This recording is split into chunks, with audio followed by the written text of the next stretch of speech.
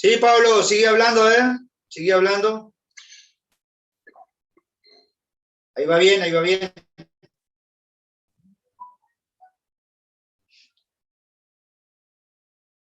Fuerte y claro.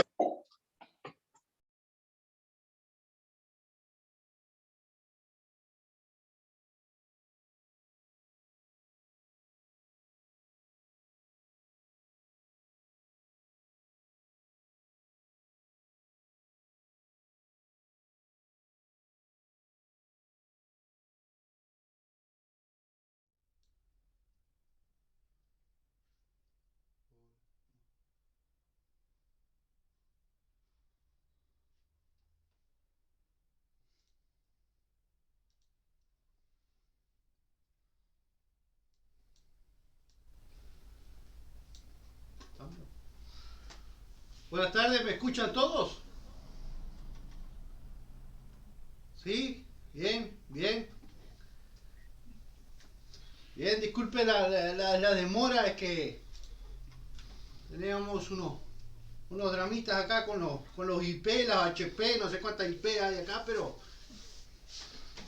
le sacamos la I, le sacamos la H y más o menos arranca. Va arrancando, esto es como el Perkin, después que arranca anda lindo, pero vamos arriba igual. Bueno, es contento de poder estar juntos y verles a través de la imagen. Y, y bueno, confiando siempre en lo que el Señor nos ha dado en esta semana, sin ninguna duda que eh, Él ha estado en control de todas las cosas. Bueno, hay noticias también de Álvaro, va marchando bien. Seguimos orando por Álvaro, por Marta Paligoda también, que el Señor le siga ayudando y en fin, por otras hermanas y hermanos, don Duarte, que también está en situación de salud difícil, pero siempre el pueblo de Dios confiando en que Dios hace su obra completa y perfecta en cada uno de nosotros. Y bueno, rogando al Señor que pronto podamos estar reuniéndonos en la casa de Él, si así Él lo dispone. Al menos los gimnasios se abrieron, algunos se abrieron. Bueno, eso da un poco de esperanza también de que en breve tal vez podamos estar reuniéndonos todos juntos. Y dice el salmista, te exaltaré mi Dios, mi Rey, y bendeciré tu nombre eternamente y para siempre. Cada día te bendeciré y alabaré tu nombre eternamente y para siempre. Y su grandeza es inescrutable. Generación a generación celebrarán tus obras y anunciarán tus poderosos hechos. Qué lindo es saber que esto puede estar reinando en cada uno de nuestros corazones, de exaltar, bendecir a Dios eternamente y para siempre. Y de saber que transcurran los días, los años, de generación en generación, de padres a hijos, de hijos a abuelos, nietos, anunciarán los poderosos hechos. Qué lindo es saber que nuestro Dios hace cada día hechos hermosos para nuestras vidas. Y queremos expresarles a través de las alabanzas, de honrarle, de glorificar su nombre y al menos tratar de cada día andar en la santidad que Él demanda de cada uno de sus hijos.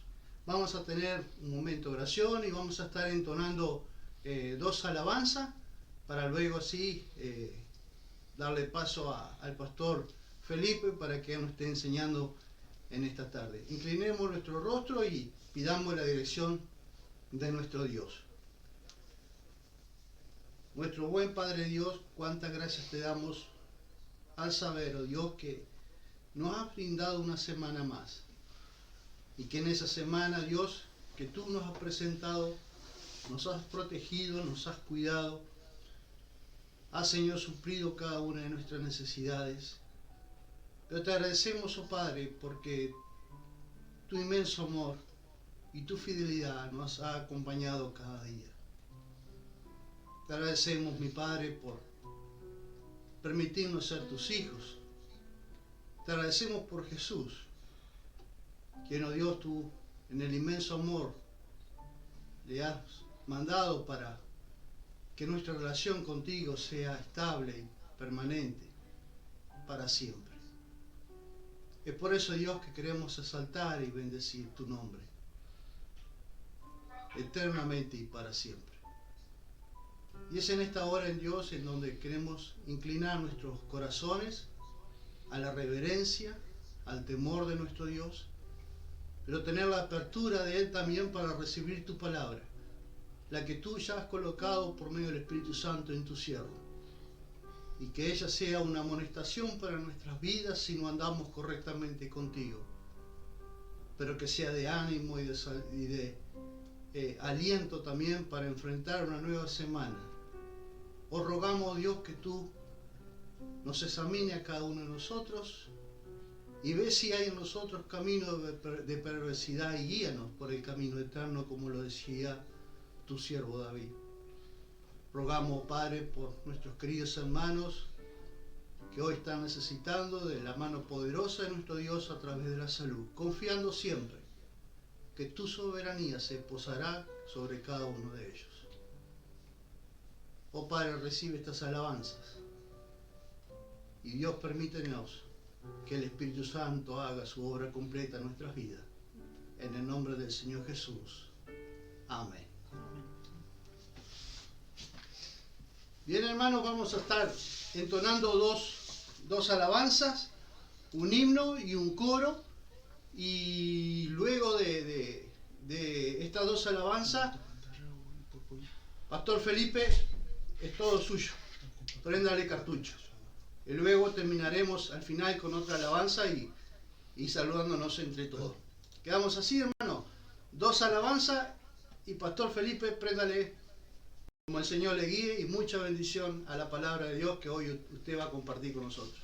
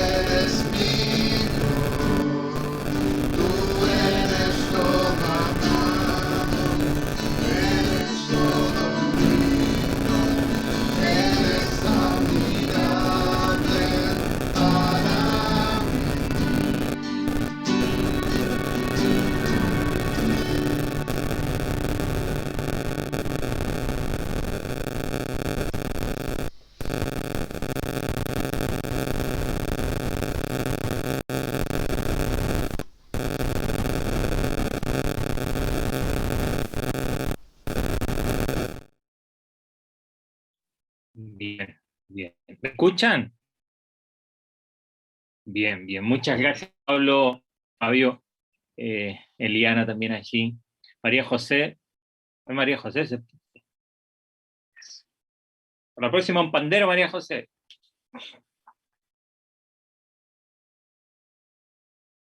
¿Ves? Bien, bien, bien. Muchas gracias a cada uno de los hermanos y hermanas por conectarse. Gracias a Pablo también por el trabajo, lo están transmitiendo también. Y ahí sabemos que hay hermanos que se conectan ahora, así que ahora también un abrazo para ellos. Y otros también durante la semana pueden conectarse también a este tiempo. Algunos están trabajando durante este tiempo y no pueden estar. Así que bueno, esto también ayuda a que no se pierdan el estudio que estamos llevando.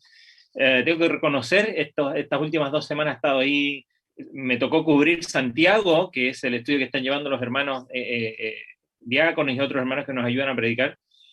Me tocó cubrir allí el estudio que tomé yo, que es Timoteo, y estoy enseñando Jeremías en la iglesia, así que por ahí a veces me salía esta mañana Apóstol Jeremías, y bueno, si ahora aparece alguna cosa rara ahí, por favor, levante la mano y me avise, ¿no? Espero que no. Pero doy gracias al Señor porque ha sido desafiante. Y durante estas semanas, en los versos que nos tocan estudiar en el día de hoy, fue un desafío cómo abordarlo, pues no es que sean versos difíciles, pero en lo personal, como tarea que creo que Dios me ha encomendado en este tiempo para con ustedes precisamente, como pastor asesor, en mi trabajo de no solamente asesorar y estar aquí los domingos para compartir la palabra del Señor, sino que guiando, viendo, examinando, tratando de diagnosticar a ciertos aspectos de la iglesia, intentando ayudar desde la poca experiencia que tengo, pero desde el amor hacia la obra que Dios ha puesto y cada día pone en mi corazón. Abordar estos versos, no quería solamente abordarlos desde exponerlos y ver qué significa cada palabra. Precisamente hoy vamos a entrar en el capítulo 3 de Primera de Timoteo. Así que antes de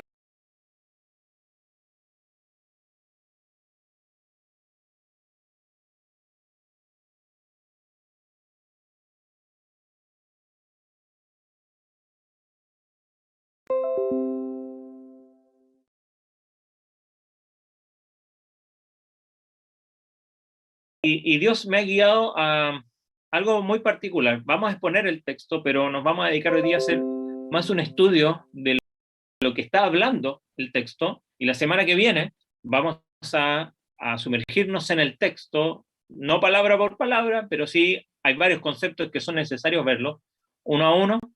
Vamos a ver que algunos se repiten. Entonces, pero la semana que viene vamos a seguir en este texto, así que léalo, marque, si tiene preguntas que le surgen ahora, en la semana, anótela, hágamelas personalmente en el grupo, no hay ningún problema. Lo que queremos siempre es exponer la verdad y aclarar aquellas cosas que tenemos dudas. Entonces, hoy lo que vamos a hacer va a ser casi una clase más temática, más de reflexión y también de exponer un poco en mi tarea, ¿no? de animarles y guiarles en esta tarea no fácil de que como iglesia tengamos un pastor. No podemos decir pronto, eso depende del Señor, pero oramos para que Dios ponga un hombre, una familia, para que pueda venir a servir a nuestra iglesia ahí en Paysandú. Estos pasajes son muy importantes, que los consideremos, no solamente para estudiarlos y saber qué significa sobrio, prudente, decoroso, sino para saber por qué se demanda eso, y eso es lo que vamos a ver en el día de hoy. Bien, pero leamos el texto, leamos el texto allí, Primera de Timoteo capítulo 3, del verso 1 hasta el verso 13, así que yo voy a leer. Perdón, me acordé que también vamos a grabar esta parte también, para que aquellos que no se pudieron conectar la puedan tener en audio. Bien, ¿qué dice Primera de Timoteo 3, 1 al 13? Palabra fiel. Esto lo ha dicho antes Pablo, ¿no? Palabra fiel. Recording in progress. Continúa. Palabra fiel, dice, si alguno anhela obispado, buena obra desea. Pero es necesario que el obispo sea irreprensible, marido de una sola mujer, sobrio, prudente, decoroso, hospedador, apto para enseñar, no dado al vino, no pendenciero, no codicioso de ganancias deshonestas, sino amable, apacible, no avaro, que gobierne bien su casa, que tenga a sus hijos en sujeción con toda honestidad, pues el que no sabe gobernar su propia casa, ¿cómo cuidará de la iglesia de Dios? No un neófito, no sea que envaneciéndose caiga en la condenación del diablo. También es necesario que tenga buen testimonio de los de afuera para que no caiga en descrédito y en lazo del diablo. Los diáconos, asimismo, deben ser honestos, sin doblez, no dados a mucho vino, no codiciosos de ganancias deshonestas, nuevamente, que guarden el misterio de la fe con limpia conciencia, y estos también sean sometidos a prueba primero, y entonces ejerzan el diaconado si son irreprensibles. Las mujeres asimismo sean honestas, no calumniadoras, sino sobrias, fieles en todo. Los diáconos sean maridos de una sola mujer, nuevamente, y que gobiernen bien a sus hijos y su casa, nuevamente se repite. Porque los que ejercen bien el diaconado ganan para sí un grado honroso y mucha confianza en la fe que es en Cristo Jesús. Encomendemos al Señor unos segundos. Padre, esta es tu palabra y queremos ser fiel a ella en todo momento. Pero también queremos ser fiel a lo que nos está presentando el texto y poder hacernos las preguntas que quizás no siempre nos hacemos, o que nos hacemos y no siempre nos llegamos a responder, o no de la manera adecuada. Ayúdame a mí especialmente a lo que tú has puesto también en mi corazón, poder compartirlo, y que puedan haber corazones y mentes especialmente abiertas también a estas palabras. Así que háblanos y desafíanos en esta tarde. Te lo rogamos en el nombre de Jesús. Amén. Hermanos, como dijimos, esta porción de esta escritura, Timoteo recibe la carta de Pablo y da instrucciones. Recordamos que lo que está haciendo Pablo, precisamente la razón de por qué escribe Pablo esta carta, sale 2 versículos después de donde terminamos: para que si tardo te escribo esto con la esperanza de verte, para que si tardo sepas cómo conducirte en la casa de Dios, que es la iglesia del Dios viviente, columna y baluarte de la verdad. Timoteo está en Éfeso, vamos a hacer un breve repaso, y está allí tomando dirección de la iglesia, diferente a Tito, donde le dice ve allí e instala, pon ancianos, va con una instrucción específica. Acá Timoteo está a cargo de la iglesia, y Timoteo tiene una labor muy importante. Y le dice, bueno, cuídate de las falsas enseñanzas, de los falsos maestros, te encargo la predicación del evangelio, eso es lo central, de ahí partimos, y le da instrucciones respecto a cómo el culto, la oración, ¿se acuerda? De cómo debían orar, quiénes debían orar, y de qué se trata el orden en el culto. Y llegamos aquí donde empieza, y si usted tiene un título, probablemente tiene alguna Biblia allí, tiene algún título, esa Biblia dice requisitos de los obispos, o requisitos de los ancianos, y más abajo va a decir requisitos de los diáconos. Estas dos grandes porciones que se entrecruzan en algunos aspectos, en algunos requisitos, pero nos hablan de los obispos y los ancianos. Y yo tengo que reconocer que con estos versos luché por mucho tiempo, especialmente en mi juventud, donde, sigo siendo joven, pero en mi juventud temprana, donde me empecé a involucrar en la iglesia, y al llegar a estos textos luché con varias cosas. Porque en el fervor de juventud yo me preguntaba, bueno, ¿cómo funciona la iglesia? ¿No? Empecé muy joven siendo miembro de la iglesia, y me preguntaba siempre, bueno, ¿cómo funciona esto? ¿Por qué el pastor está allí? ¿No? ¿Por qué hay ancianos? ¿Por qué hay diáconos? ¿Por qué hay líderes? ¿Por qué él hace esto? ¿Por qué él hace lo otro? ¿Por qué funciona de esta manera? ¿Dónde está? Y bueno, la escritura siempre nos da respuestas, pero luché en el sentido de, ¿por qué tenía que ser de esta manera? ¿No? ¿Por qué esta estructura? ¿Por qué acá nosotros esta palabra obispo a algunos no nos gusta mucho, nos suena más, especialmente a los que estamos acá en Sudamérica, más al catolicismo, ¿verdad? Y la sota aquí, o la sotana, y nos imaginamos otra cosa, ¿verdad? Pero ¿por qué tenía que ser de esta manera? Y eso abre la puerta, de alguna manera, a muchas otras preguntas, ¿no? Que es, no tengo la intención de contestarlas, sino de poner un poco que esto es común, y esto no debe ser algo que debamos evitar, pero que muchas veces tampoco lo hacemos. Por lo tanto, podemos estar creyendo algo que no es. O podemos estar, a ver, creo que el Señor siempre nos llama a una vida equilibrada, ¿no? Es interesante que la palabra axios, donde dice ahí que andéis como es digno de la vocación con que fuiste llamado, en Efesios capítulo 4, verso 1, tiene el significado de alguna manera de equilibrio, de no tener un extremo, ¿no? Y en la ley del péndulo muchas veces nos vamos al otro extremo, ¿no? En ciertas cosas. Entonces nos preguntamos qué es la iglesia, ¿no? ¿Por qué esta estructura? ¿Por qué esta manera? ¿Por qué obispos y por qué diáconos?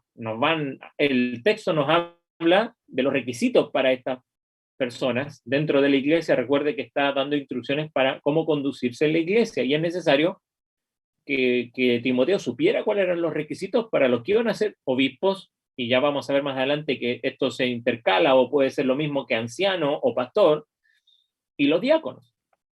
Pero ¿por qué? ¿Por qué de esa manera? El texto no nos dice de alguna manera por qué, ¿no? Y pensamos en la iglesia, cómo funciona y por qué funciona así, por qué hay tanta, por ejemplo, hoy día vemos distintas iglesias y vemos que hay mucha variedad de cómo funciona. Más allá de lo que vimos en el primer capítulo, de que hay muchas iglesias que tienen una variedad de cosas, que en algunas podemos estar en esa diversidad, pero claramente hay cosas que, yendo a un extremo, rayan o en el legalismo, o en el liberalismo, o derechamente en una falsa enseñanza. Entonces, es bueno aclarar las diferencias que hay cuando nos queremos referir a lo que significa la iglesia, porque la iglesia decimos, ¿quién es la iglesia? Somos los creyentes, ¿verdad? Entonces, donde 2 o 3 están reunidos, el Señor dice, ahí estoy yo entre vosotros. Algunos dicen, esto es la iglesia, y uno diría, sí y no, porque el Señor está presente, el cuerpo de Cristo, parte del cuerpo de Cristo está reunido, no siempre se reúne para lo que hace siempre la iglesia, a veces, la mayoría de las veces nos juntamos para comer, aunque la iglesia también se juntaban para comer, no hay problema con eso, pero no siempre se manifiesta el aspecto estructural, que acá sale bastante descrito, ¿no? Entonces está esa pugna de alguna manera, en algunos creyentes, en algunos ni siquiera se lo cuestionan, pero es bueno exponerlo y aclararlo, en que hay esta lucha entre ver a la iglesia como un organismo vivo, ¿no? Nosotros somos la iglesia y estamos acá, el día de mañana estamos allá en Orgoroso, donde están los hermanos Orgoroso ahí, vamos a Orgoroso, estamos ahí, seamos 3 o 4 y después nos vamos allá al campamento y otro día venimos acá, nos juntamos a mitad de camino en Guavillú, en las termas, y decimos, aquí en las termas está la iglesia, porque hay creyentes y es un organismo vivo, por lo tanto donde hay creyentes está la iglesia. Pero también la iglesia podemos decir que viene a ser una institución, ¿no? Y deben ser instituciones, pero en nuestra lucha y normalmente en nuestra manera de ver las cosas un poco, no extrema, pero poco o bastante parcial, luchamos en ir en una dirección o en la otra, y ahí a veces nos cruzamos los caminos. Y yo quiero compartir un poquito esto de ver la iglesia tanto como organismo vivo, porque es un organismo vivo, pero también como una organización, o por lo menos como un organismo organizado, podríamos decir, ¿no? Hay un libro de Tim Keller que se llama Iglesia Centrada, donde él expone esto en uno de los capítulos casi al final, y hay varias cosas que logré sacar de allí que me ayudaron a mí en algún momento, no lo escribí hace muchos años, a poder dar de alguna manera, después de tantos años, con estas preguntas, bueno, ¿qué es la iglesia? ¿Por qué se estructura de esta manera? ¿No? Y por qué podemos verla tanto como un organismo y una organización, ¿no?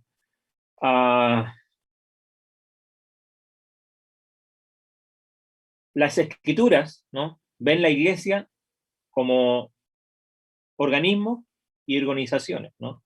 O iglesias que son organismos organizados. En el libro de Hechos, por ejemplo, se describe la vida de la iglesia en un lenguaje bastante más orgánico que una organización, ¿no? Si nosotros recordamos, por ejemplo, ahí en Hechos capítulo 4, dice que la iglesia o el número de discípulos aumentaba y crecía o se extendía. Pero no había una organización particular en eso, pero había crecimiento, como cualquier organismo vivo. Usted deje algo allí en oscuridad 2 o 3 días y un poquito de tierra y va a empezar a ver que cambia de color y de olor también, ¿no? Porque hay organismos vivos ahí que no vemos y comienzan a crecer, ¿verdad? Algunos de color verde y todo lo demás. Pero hay crecimiento, hay vida. Por lo tanto, si hay vida entre los creyentes, y porque hay vida, Él nos ha dado vida, hay este crecimiento en cuanto a organismo. También la palabra nos dice que la palabra del Señor, en Hechos capítulo 6, la palabra del Señor se extendía, aumentaba, dice que la palabra crecía. ¿Cómo explicamos eso de que la palabra crecía? A veces nosotros decimos, es que ahora las leyes eran más grandes, ¿no? Al compartir el Evangelio, más personas conocían al Señor, por lo tanto, se comunicaba más la palabra de Dios entre más personas, pero no había una organización particular. No era que ahora el mensaje, en vez de durar 1 hora, duraba 2 horas. No, sino que había este crecimiento de organismo vivo, ¿no? Hechos 19:20 habla de que la palabra crecía en poder, ¿no? Como si la palabra de Dios, el Evangelio de Cristo, tuviera vida y poder propio, ¿no? Pablo, también en Romanos, en Colosenses, habla de que el Evangelio continuamente está dando fruto y crecimiento. Por lo tanto, vemos en las Escrituras, ¿no? Esto es Colosenses 1:6, vemos en las Escrituras a la iglesia como un organismo vivo. La iglesia crece, pero no crece como crecerían otras organizaciones. Por ejemplo, algunos de acá pertenecerán probablemente a algún club de fútbol, ¿no? El club de fútbol puede crecer ¿en qué medida? Llegaron más jugadores, ¿no? O llegó un dinero, ¿no?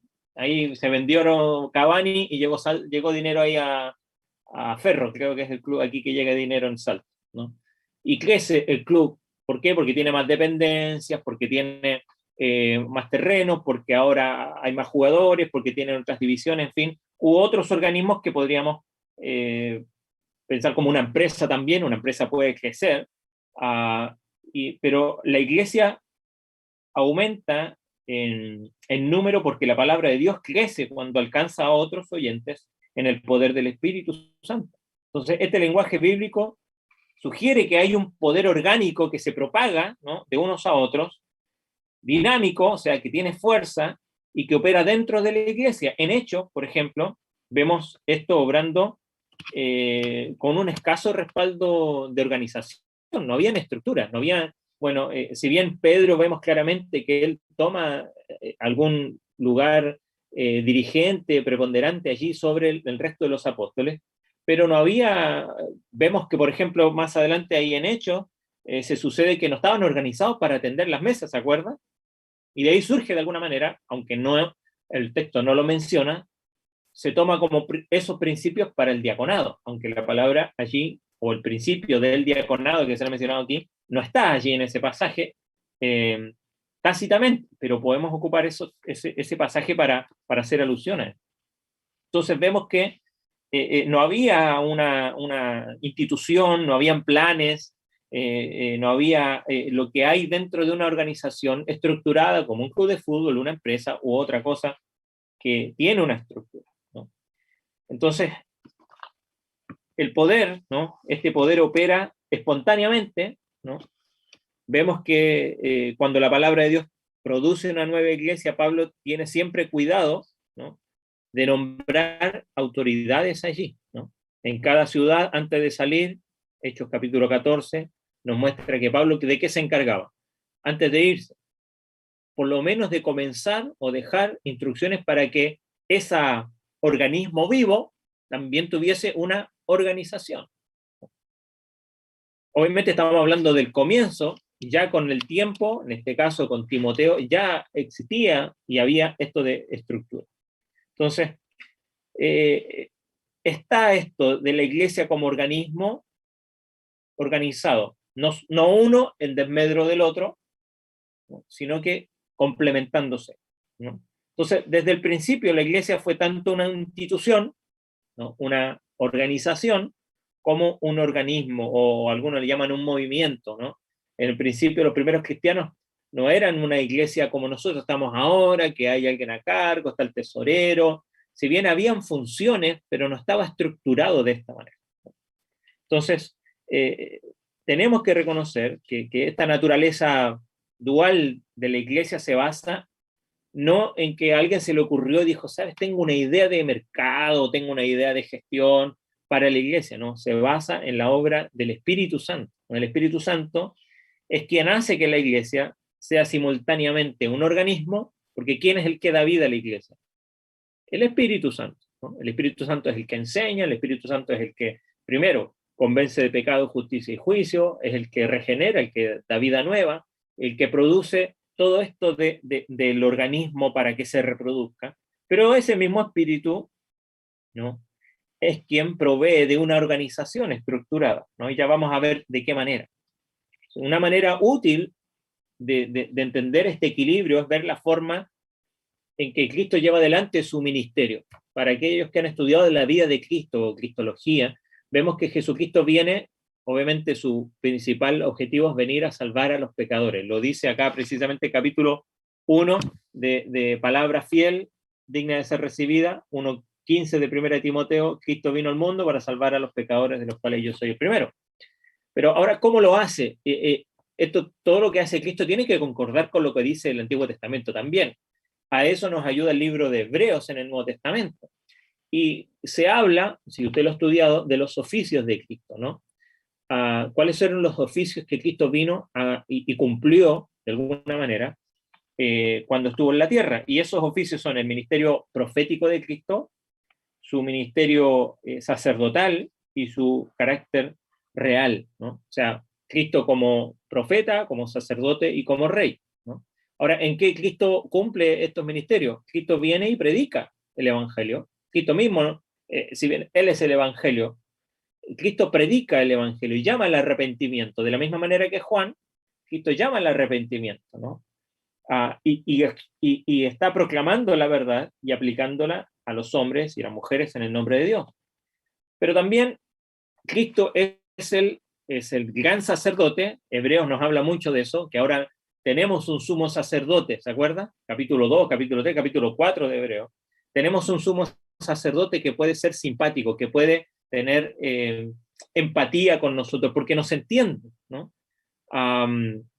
Y ese es el ministerio sacerdotal. ¿Qué hacía el sacerdote? Era el mediador entre Dios y el pueblo de Israel. Eso es lo que hacía el sacerdote, ¿no? El sumo sacerdote, especialmente una vez al año, ofreciendo un sacrificio. Ahora, eso ya no es necesario. El libro de Hebreos dice que Cristo vino una vez a cumplir una vez y para siempre. Esa frase se repite constantemente en hebreo. ¿Por qué? Porque su obra sacerdotal viene a abogar ahora delante de Dios, ¿no? El profeta es alguien que aboga por Dios ante el pueblo y el sacerdote aboga por el pueblo ante Dios, ante la presencia de Dios. Ese es lo que complementa estos ministerios de Cristo. Y luego, o finalmente, el ministerio real. Si bien Cristo, nosotros decimos Cristo es rey, sí. Ahora, nosotros, y especialmente aquellos que creemos en una escatología, los estudios del último tiempo, premilenial, que creemos que Cristo va a venir a reinar de manera terrenal, lo que dice Apocalipsis, lo que dicen algunos de los profetas en el Antiguo Testamento, que Cristo va a reinar terrenalmente en este mundo, un poco diferente al que conocemos, antes de los cielos y nuevos y tierra nueva. Cristo va a reinar, pero Él es rey, ¿no? Igual manera, ¿no? Él no es que está esperando para ser coronado. Recuerde que Él en su ascensión dice que se sentó ¿a quién? A la diestra de Dios Padre. Por lo tanto, Cristo cumple sus oficios como profeta, como sacerdote y como rey. Ahora, ¿por qué menciono esto? Porque de la misma manera que Cristo, que dice la frase que más se repite en el libro de Efesios, que es una carta bastante doctrinal, si en 6 capítulos, 3 de ellos son doctrina, y 3 capítulos finales que son práctica. Ahora, cuando habla de la doctrina, lo que más se repite, si bien menciona muchas cosas que podemos ver allí, la frase que más se repite es en Cristo, ¿no? Lo que los creyentes ahora son en Cristo, adoptados como hijos en Cristo, escogidos en Cristo, salvados en Cristo. Todas las doctrinas que nos menciona ahí tienen la connotación de en Cristo, ¿no? Esa preposición en. Y los creyentes estamos en Cristo, por lo tanto, Él nos capacita hoy para una tarea que nosotros muchas veces pensamos que tienen que hacer las otras personas, o personalmente yo no tengo la responsabilidad de hacer. Y esto es lo que quiero mostrar, ¿no? Porque si bien acá el texto, y que vamos a ver, no la semana que viene, la subsiguiente, cuando me toque nuevamente exponer el texto y vamos a ver palabra y a palabra, nos está hablando de lo que deben hacer ciertas personas dentro de la iglesia, dentro del culto. Y podríamos decir, eso nos está hablando de la organización. Pero no debemos olvidar que la iglesia es un organismo vivo. Pedro dice, vosotros, y lo vamos a leer más adelante, vosotros sois piedras vivas, ¿no? Cada uno de los creyentes formamos parte de la iglesia como piedras vivas, no simplemente como piedras que están ahí para construir y mantener algo, sino que como piedras, como organismos vivos. Entonces, por medio de Cristo, aquellos que estamos en Cristo, a ver, no sé si levante la mano ahí los que están en Cristo, ¿no? Yo los veo ahí, los que están en Facebook también. Sí, estamos en Cristo, somos hijos e hijas de Dios. Ahora, leyendo estos textos que están acá, estos versos en el capítulo 3 de Timoteo, quizás podríamos tener la tentación de decir, yo con esto no tengo nada que ver, esto es para otras personas, nosotros las elegimos, les damos la responsabilidad y le decimos, esto es lo que tienen que hacer. No es tan así. Porque si estamos en Cristo, Él nos capacita para cumplir de alguna manera, por medio del Espíritu Santo. Todo creyente, por el Espíritu Santo que habita en nosotros, debe también ministrar a otros de estas mismas tres maneras que la hizo Cristo. Fíjese, vamos a ver algunos pasajes. Colosenses 3:16, yo tengo acá mi Biblia, Colosenses 3:16, dice, Colosenses, los dejé marcar ahí, porque son varios. La palabra de Cristo more en abundancia en vosotros, enseñándoos y exhortándoos unos a otros en toda sabiduría, cantando con gracia en vuestros corazones. La palabra de Cristo mora en abundancia en vosotros, enseñándoos y exhortándoos. Ahora, ¿a quién está escribiendo Pablo aquí? Dice, los obispos y los diáconos son los que tienen que, la palabra tiene que morar en ellos en abundancia y tienen que enseñar y tienen que exhortarse unos a otros. ¿A quién es esta admonición, este mandamiento? A usted y a mí, a todos los que estamos en Cristo. Por lo tanto, la Biblia se refiere y hace de alguna manera en este organismo vivo y en esta iglesia organizada o en este organismo organizado, la responsabilidad es de todos, pero también Dios da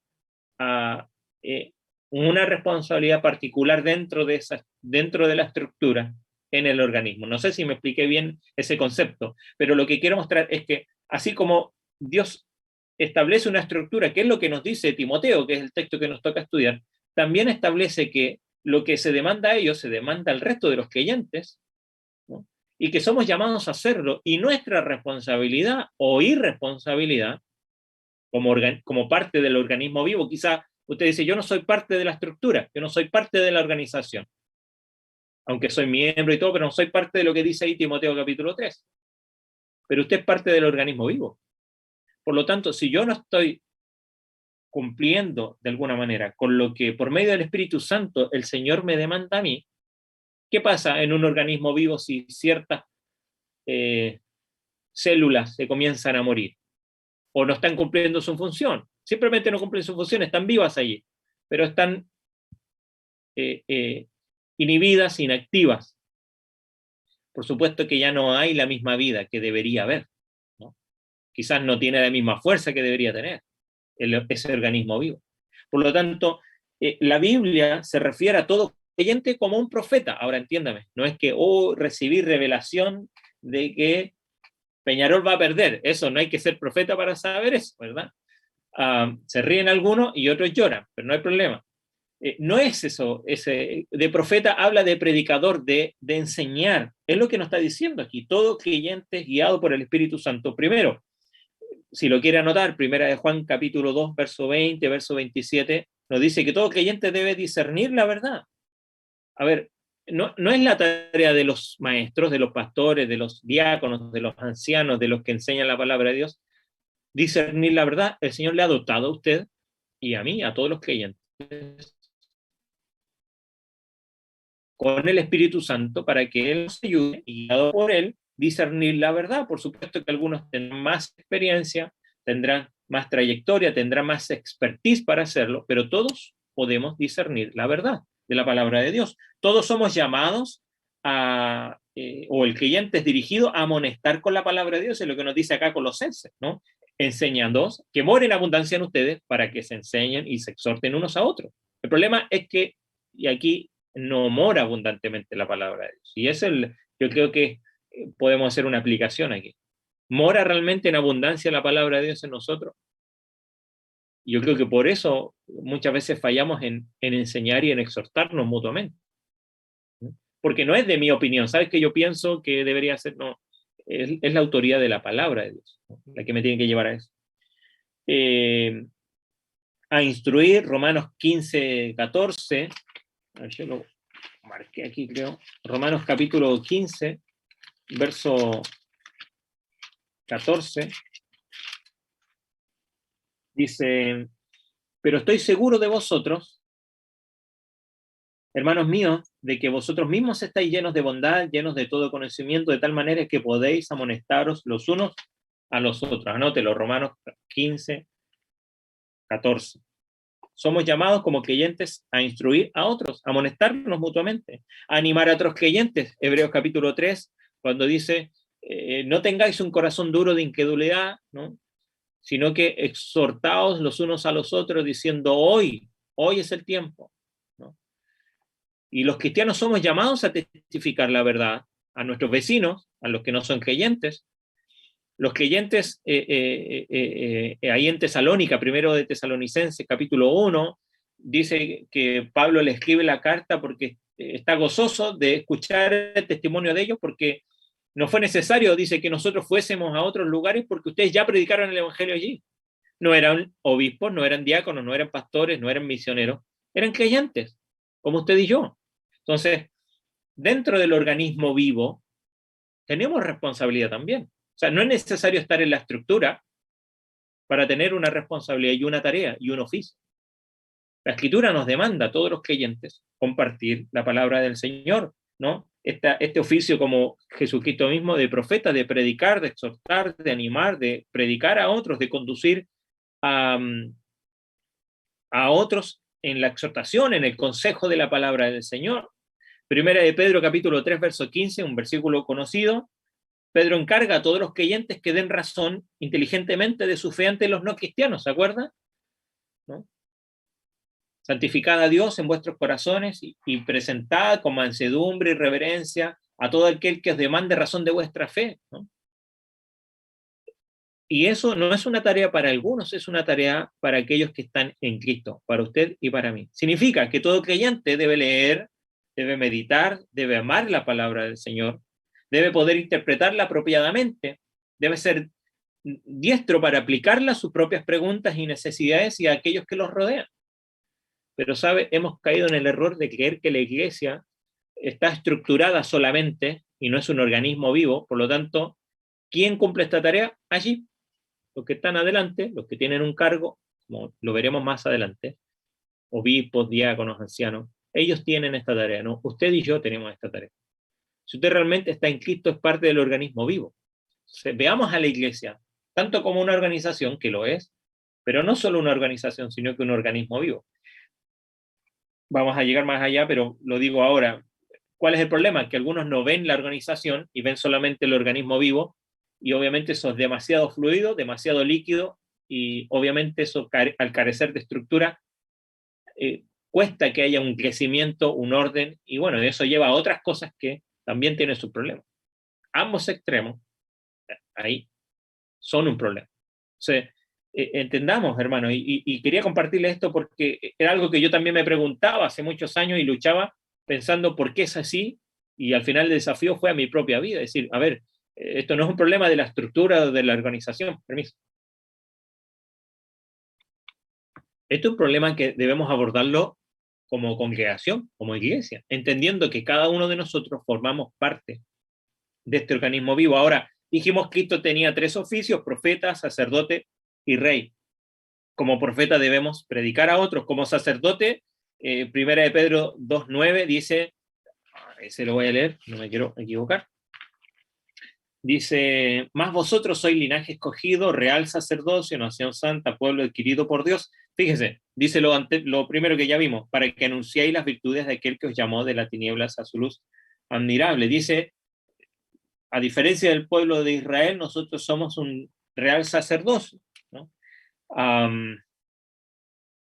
Todo creyente, de alguna manera, es un sacerdote, tiene acceso en el nombre de Cristo al Señor. O usted, para que el Señor le escuche, tiene que venir al templo y decirle al pastor o a un diácono, decir, a veces esto pasa, ¿no? Y a veces tenemos la ilusión de que si el pastor hace algo por mí, que yo también puedo hacer, como que está más cerca, ¿no? El viaje es más cortito.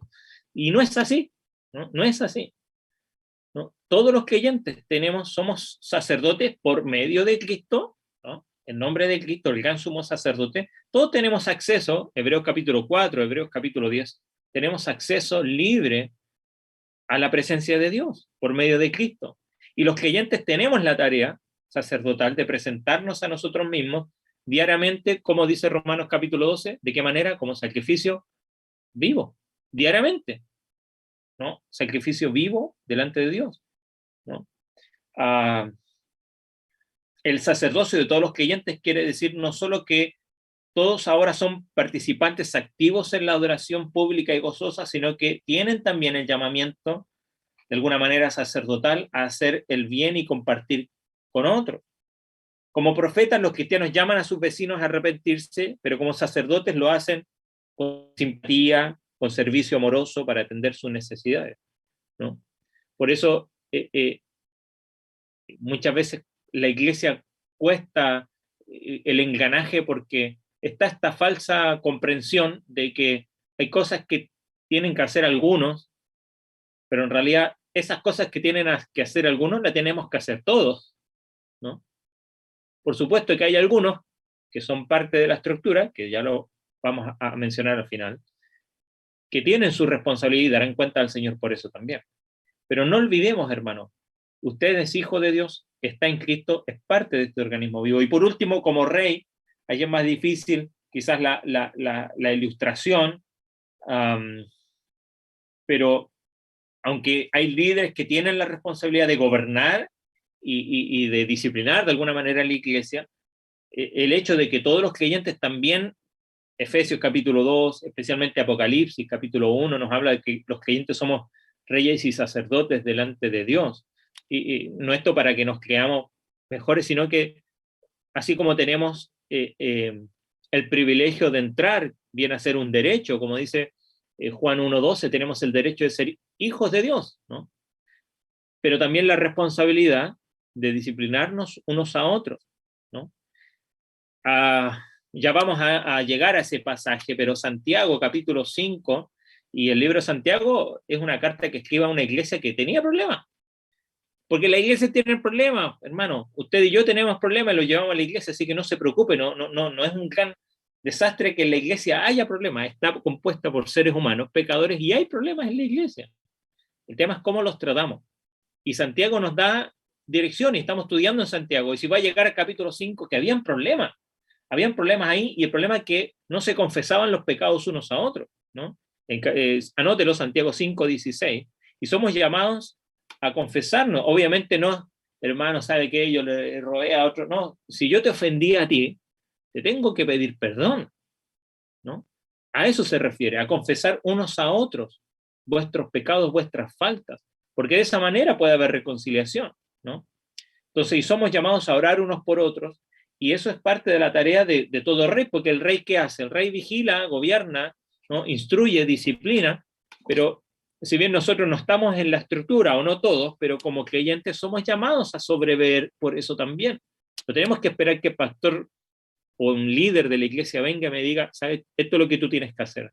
Qué bueno que lo haga, qué bueno que haya alguien que lo haga. Y espero que usted esté abierto también a escuchar ese consejo cuando lo recibe.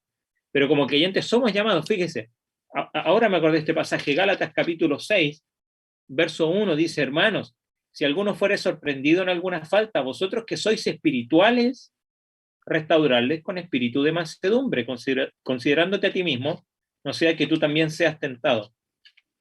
¿Quiénes son esos espirituales? Ah, no, esos son los que están en la estructura, ¿no, hermano? Los espirituales son las personas que son creyentes en Cristo. Obviamente habla de personas que son maduras, pero no está hablando necesariamente y estrictamente del liderazgo de la iglesia. Por lo tanto, si vemos a alguien, tenemos primero que examinar, como dice el Señor Jesucristo, antes de ver la paja en el ojo ajeno, ¿qué tenemos que hacer? Ver el mástil que hay aquí en nuestro ojo. Pero somos llamados a exhortarnos unos a otros, a animarnos, a llamarnos a cuenta si es necesario, unos a otros, como dice Efesios, hablando la verdad, siempre en amor, hablando la verdad en amor unos a otros, Efesios 4:15. Entonces, vemos que este llamamiento y esta dotación con que el Espíritu equipa a todo creyente, ¿no? Para que sea, ya sea profeta, sacerdote o rey, se le llama, o algunos le llaman el oficio general, algo que el Espíritu establece para todos los creyentes como parte del organismo vivo. Y nosotros debemos entender esto, porque si no, la iglesia se vuelve una burocracia. Sin organización viva, es simplemente una burocracia.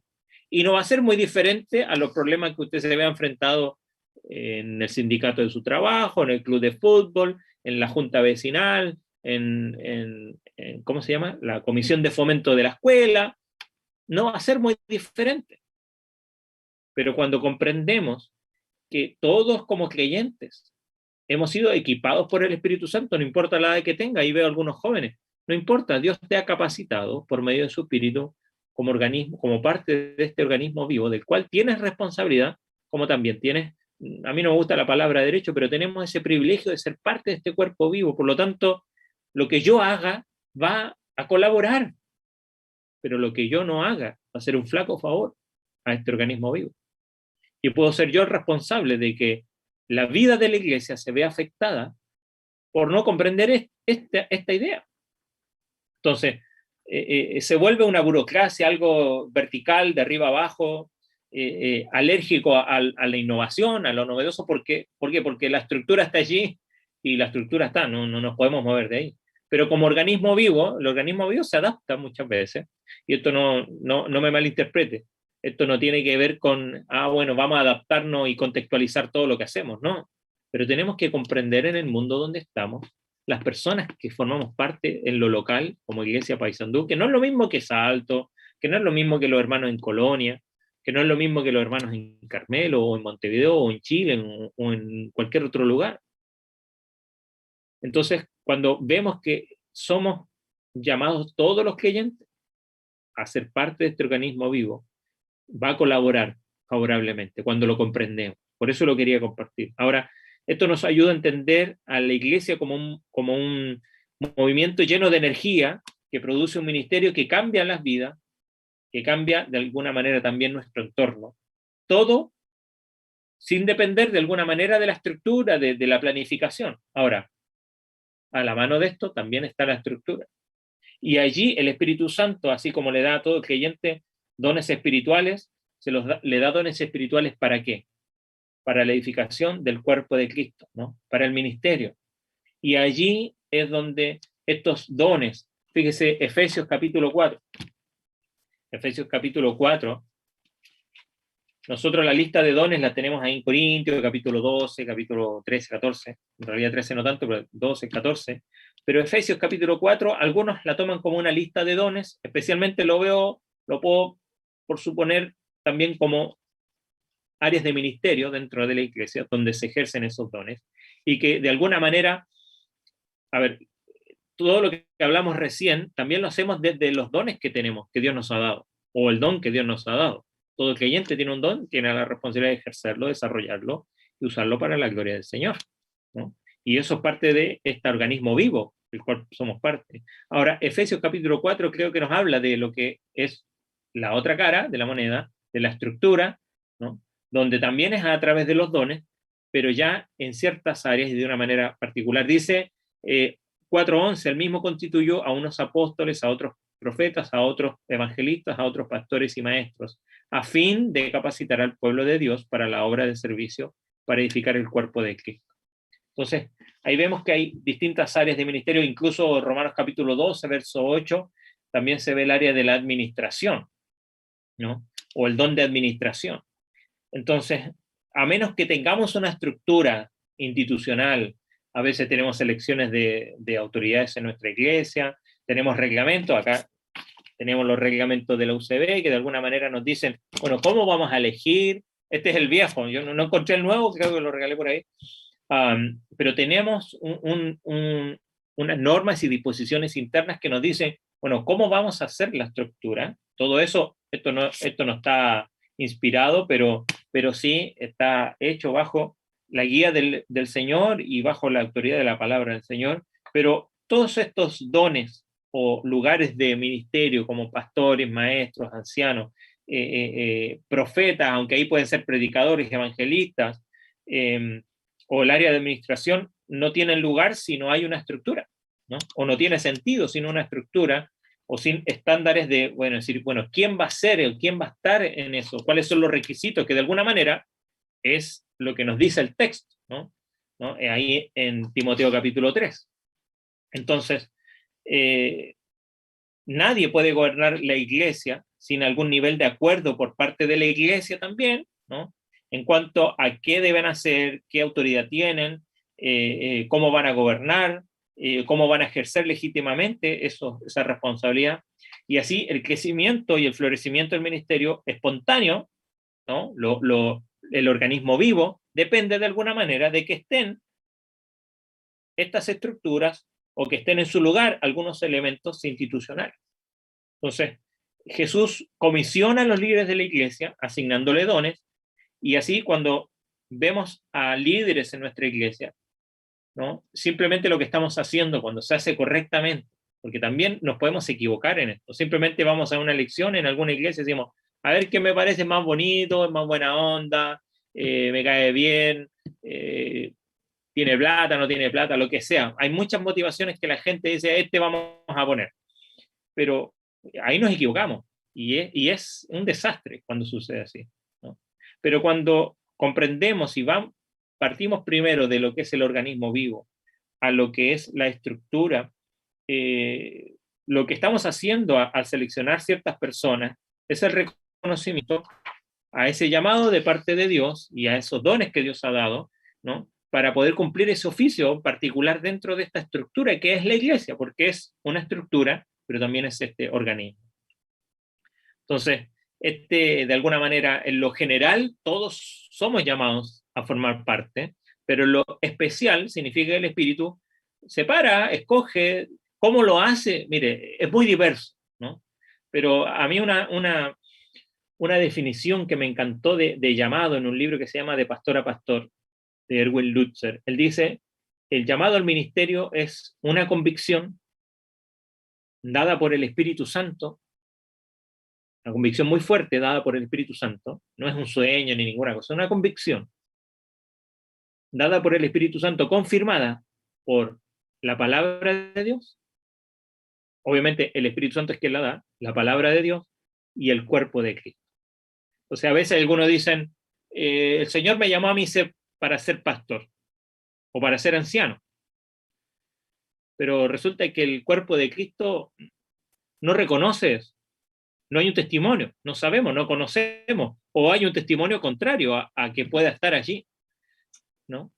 O es un deseo carnal, porque puede ser eso también, y no una convicción dada por el Espíritu Santo. Para algunos hoy el ministerio es una plataforma y no es el lugar de renuncia, ¿no? A la mayoría a los cuales el Señor llamó, ellos renunciaron a lo que tenían para seguir al Señor.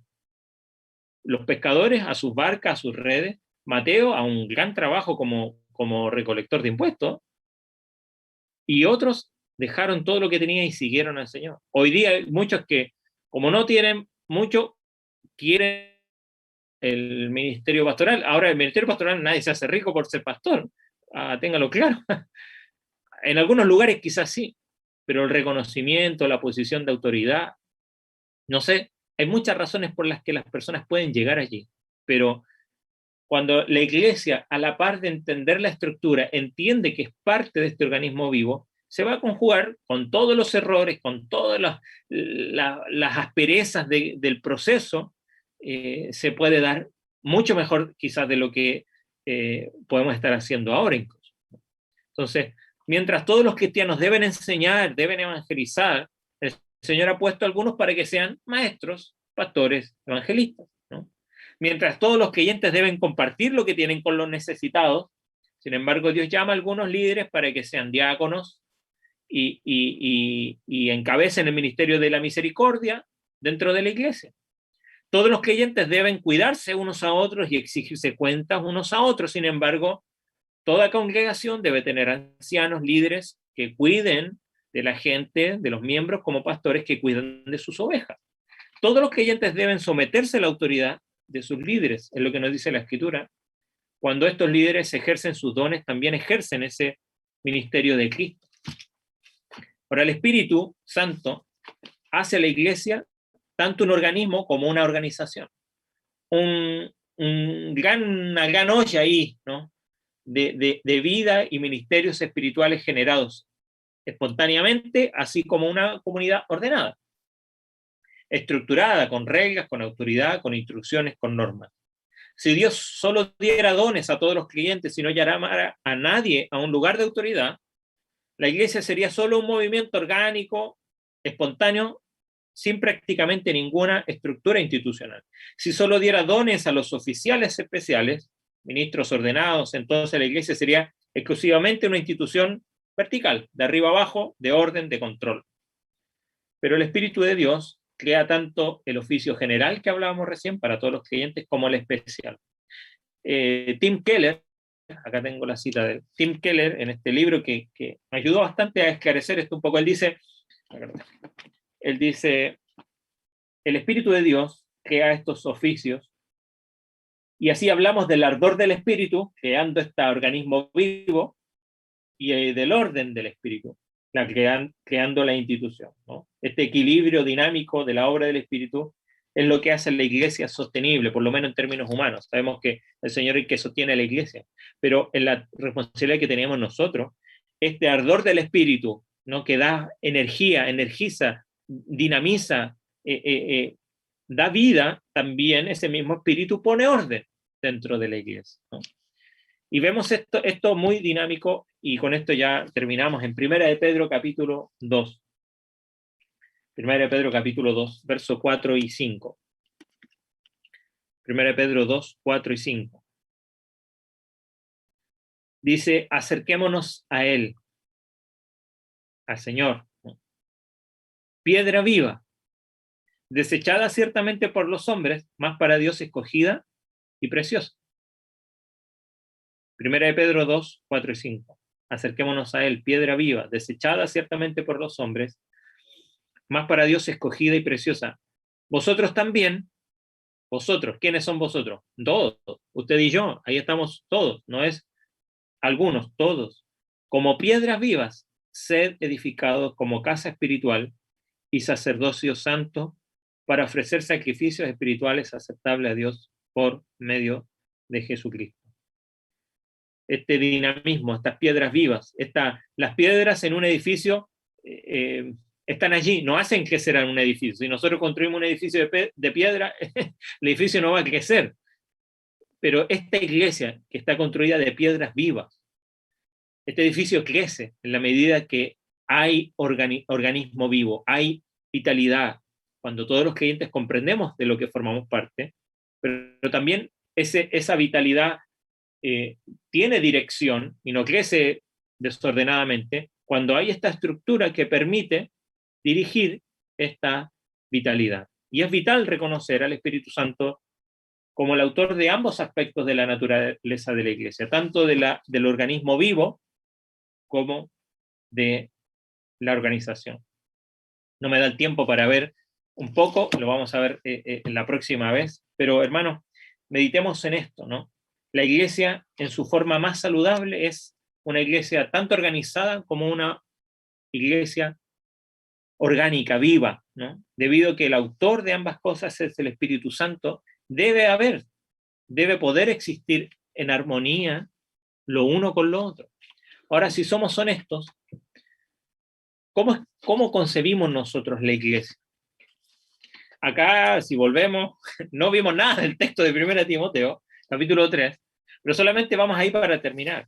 Ahí habla de obispos, de ancianos, de obispos, o vamos a ver la próxima vez, obispos o ancianos o pastores, y luego de los diáconos, ¿no? La falta de equilibrio siempre es trágica en todo orden de vida, ¿no? Pero ahora que nos damos cuenta que la iglesia no es solamente una estructura, no es solamente una organización, sino que también es un organismo del cual usted forma parte y parte importantísima. La falta de equilibrio en esto nos va a pasar la cuenta a nuestra iglesia. Estoy leyendo un libro, lo leí y lo estoy volviendo a leer, es re cortito, que se llama Autopsia de una iglesia muerta. Es chocante, ¿no? Porque muestra la realidad de lo que puede pasar en la iglesia. Nosotros tenemos certeza de que nadie, ni las puertas del Hades, prevalecerán ante la iglesia, ¿verdad? Por lo tanto, la iglesia permanece. Pero hay iglesias que mueren. La iglesia de Cristo no va a morir nunca. Pero hay iglesias que mueren. Y hay iglesias que mueren por muchas razones. Y yo espero que, tomando esto, porque muchas veces cuando muere una institución, porque hay instituciones que mueren, terminan, ¿a quién tomamos como responsable? Bueno, a los que forman parte de la estructura. Pero acá no es así. No digo que estamos para entrar a una autopsia, no, espero que no. Pero de la misma manera que a veces hay un gran crecimiento, a diferencia de eso, el camino a apagar una luz en un testimonio de una iglesia es más lento y casi imperceptible, ¿no? El Señor ha estado trabajando en mi vida. Esto me ha ayudado a hacer un examen de la iglesia donde yo estoy acá también en Salto. Y tenemos que tomar resguardo, no solamente desde la estructura. Pues no se trata de hoy, hermano, y aquí hago una aplicación bastante práctica. No se trata hoy, mañana, el mes que viene, decir, conseguimos un pastor. Si Dios lo trae y Dios quiere, aleluya, gloria a Dios, que sea así. Pero eso sabemos que no va a ser una solución para nuestra iglesia de nada. Si no comprendemos nosotros que al ser parte de la iglesia, como piedras vivas, como organismo vivo, que puede traer tanto vida como la falta de ella a la iglesia, cuando comprendemos desde allí, no solamente de la estructura. La próxima vez vamos a ver las normas, incluso lo que dicen aquí, cómo es un anciano, el diácono, pero vámonos pensando, ¿no? Por medio del Espíritu Santo, Dios da tanto el ardor como el orden. ¿Dónde estamos nosotros? Quizás estamos en un péndulo pensando que simplemente se trata del orden. Estamos en el otro lado del péndulo pensando que se trata solamente del ardor y de la energía. Que el Señor nos dé sabiduría para examinarnos y ver dónde estamos. En el mismo texto aquí de Timoteo, más adelante, ¿no?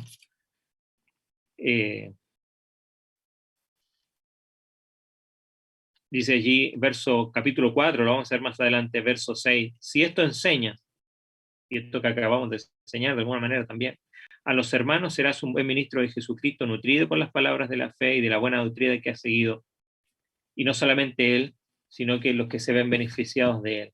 Y yo espero, hermano, que esto te anime, no te desanime, al contrario, te anime a ver, yo soy parte importante, de mí depende mucho del estado y de la vida de la iglesia de la que soy parte.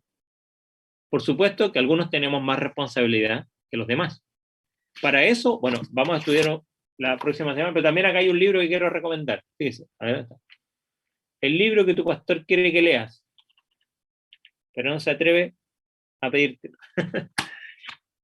No se trata solamente del liderazgo, tiene responsabilidad, pero mucha, y creo que en la sumatoria es mucho más que lo que podemos hacer aquellos que estamos en el liderazgo. Las últimas dos cartas de Juan, él termina con estas palabras y con esto terminamos y oramos. Las últimas cartas de Juan, tanto la segunda como la tercera carta de Juan, cuando él les escribe, le dice que se gozó mucho. En la segunda carta, verso 4, dice: mucho me regocijé porque he hallado a algunos de tus hijos andando en la verdad, conforme al mandamiento que recibimos del Padre. Y la última dice: pues mucho me regocijé, verso 3, cuando vinieron los hermanos y dieron testimonio de tu verdad, de cómo andas en la verdad. No tengo yo mayor gozo que este, el oír que mis hijos andan en la verdad. Ninguno de ellos era el pastor, no le está hablando a los diáconos, a los hermanos. Que el Señor nos ayude a andar en la verdad del Evangelio, comprendiendo lo que somos, un organismo vivo y una organización, que el Señor nos ha dado la responsabilidad de llevar adelante. Y necesitamos de sus oraciones. Como oramos por ustedes e intentamos velar por todos, también necesitamos. Los pastores, los líderes necesitan ser pastoreados, necesitan ser enseñados, necesitan ser exhortados, necesitan ser animados, de la misma manera que cada uno de los creyentes. Que el Señor nos ayude a mantener ese equilibrio en nuestra iglesia. Oramos un segundo. Señor, te agradecemos. Podemos seguir hablando e incluso conversando y abrir los micrófonos y nos surgen dudas y compartir mucho tiempo más. Pero Señor, que esto simplemente sea un poquito de desafío para examinar nuestra vida, nuestra condición como parte de la iglesia UCB Paysandú, de la cual somos, ya sea como miembros o no, pero somos parte. Tenemos responsabilidad, no solamente dentro de la estructura, algunos con cargos, otros no, sino como piedras vivas, como organismos vivos. De nosotros depende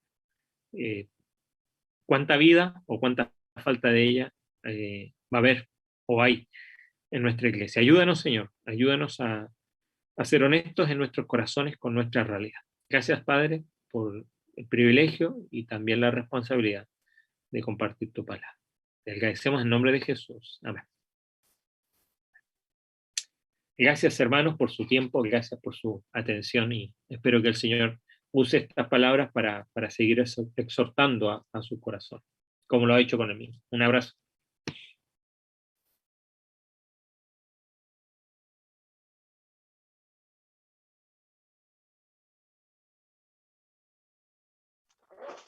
Bien, gracias, pastor. Gracias por la palabra que el Señor ha colocado en vuestro corazón y a través del Espíritu Santo nos ha colocado a cada uno de nosotros también en el desafío para esta semana, en la introducción del capítulo 3 de 1 Timoteo. Traemos hoy ante tu altar nuestras coronas. Queremos darte lo mejor de nuestra vida. Es parte de la letra de la cual la alabanza que queremos terminar en esta tarde. Te entregaré mi amor eterno, los sueños que logré alcanzar. Y vuelvo a repetir, queremos darte lo mejor de nuestras vidas. Y creo que una de las cosas mejores de nuestra vida es eso, compartir lo que hemos recibido de lo mejor de Dios. La salvación, compartirla con otras personas, con familiares, con amigos, con compañeros, de eso, de lo mejor que recibimos de Dios. Y eso es parte de la iglesia, es parte de cada uno de los hijos de Dios. Estar compartiendo lo mejor que hemos recibido de Dios, la salvación, y poder así también estar creciendo como iglesia y trayendo también a los pies del Señor, a través del Espíritu Santo y de la palabra de Dios, a estas almas sedientas y necesitadas de las cosas del Señor. Entonces, queridos hermanos, vamos a terminar con esta alabanza y después le quiero pedir al hermano Julio que él pueda estar cerrando en una oración. Nos saludamos y recordando siempre estar orando por nuestros hermanos en momentos difíciles de salud, y recordando que el miércoles a las 19 horas les invitamos a conectarnos todos juntos para también tener nuestro tiempo de oración como iglesia. Que el Señor les bendiga. Cantamos todos esta alabanza y luego el hermano Julio terminará con una oración.